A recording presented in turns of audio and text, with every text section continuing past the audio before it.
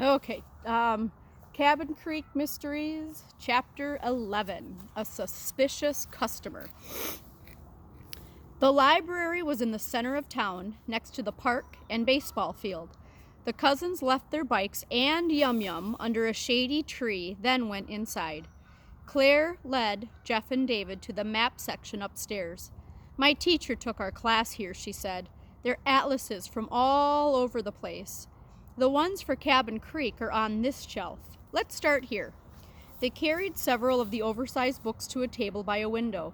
From their seats, they could look out at the town.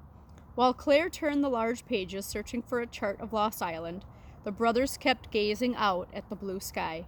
On this sunny day, they would rather be on the island looking for the cave in person. But Claire had insisted they come to the library first. She liked to do research before jumping into things. A deep voice startled them. "What are you kids doing?"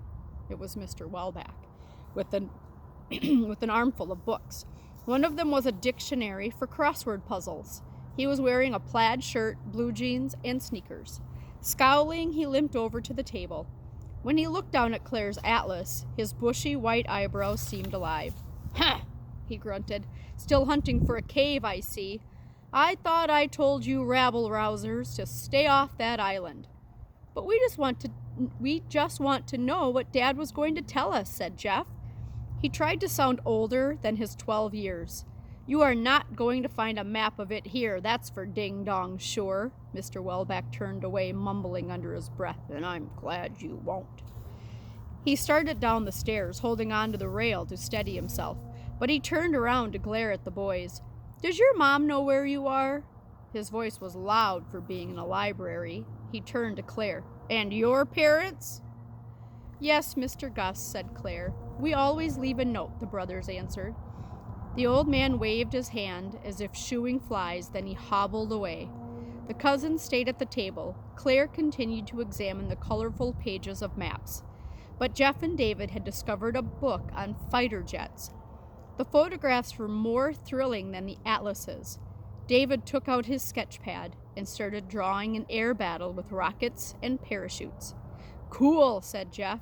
"Now do one with a Russian MiG." David filled up 8 pages, making a cartoon strip. "Keep going," said Jeff. "Guys," Claire interrupted. She pointed out the window to the street below. A row of parked cars was in front of the hardware store.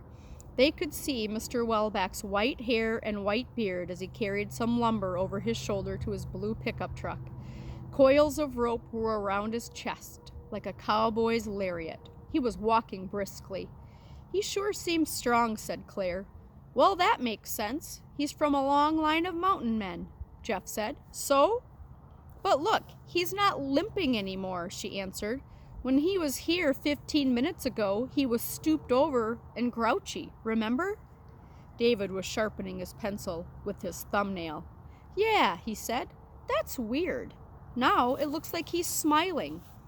The cousins watched Mr. Welbeck make 2 more trips from the hardware store to his truck. Then he drove away. Now Jeff and David were curious about something. They went to the periodical section and located the newspapers from the 1800s. They found copies of the Cabin Creek Gazette bound inside large black books. The pages were photocopies, not the delicate originals. Still, they looked old enough. Jeff and David studied issues from the year 1882. After several minutes of reading, they looked at each other. Jeff spoke in a low voice. "Mr. Welbeck's ancestor was in on the robbery. He planned the whole thing." "Wow," said David. "So the old sheriff was a bad guy, not a hero?" "What are you talking about?" asked Claire from across the table. David explained the article to her. Gus Penny and his posse disappeared with the Silver Spur Bandit. No one ever saw them again, or any of the loot. Mr. Welbeck lied to us. Jeff thought a moment. "Well, maybe he doesn't want us to learn the truth. I'd feel weird if our grandpa was a villain too." "Here's another problem," Claire said. "Look at this." 5 atlases were open to the section for Cabin Creek with maps of the town and lake. "Do any of them show the cave?" Jeff asked. She shook her head. No, all the maps of Lost Island are missing. What? He cried in a loud whisper. You're kidding, said David. Nope, not kidding. Claire showed her cousins where pages had been torn out. Someone else must be trying to solve the mystery. David whispered, I wonder who. Maybe someone who likes to solve puzzles, said Jeff, remembering Mr. Welbeck's crossword puzzle dictionary, or someone who doesn't want us to find the cave. The cousins looked out the window. Mr. Welbeck was probably home by now. The librarian sitting at the reference desk was new. Claire had never seen her before. She showed the woman the damaged books. See, Claire said, someone stole these pages. The librarian looked over her shoulder, then pushed the books aside. She was blinking and would not look at Claire. Well, what do you expect me to do? She asked. Produce the missing maps out of thin air? No, ma'am, I just thought, run along now, little girl. I'm swamped here with more pressing details. She turned to a stack of magazines by her computer. Back at the table, the cousins kept their eyes on the librarian.